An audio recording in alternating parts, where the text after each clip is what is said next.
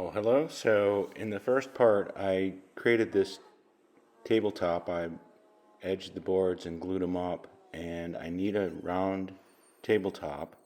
So I bought that Rockler jig. I didn't feel like making one myself at this point. And here I took a test pass around about a half inch wider than I wanted, just to see how it behaved. This is about $750 worth of teak. It's very expensive Burmese teak. So I like the test pass, and so now I'm going with the real radius here, taking about an eighth of an inch, maybe 3/16 per pass, and just going around and getting it made. It's a brand new carbide up spiral bit, so it's a very good jig, a very good bit, and ended up with very good results.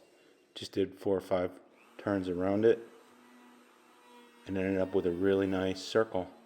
So I was kind of afraid. I didn't want to ruin that expensive wood and waste it, so it worked out well.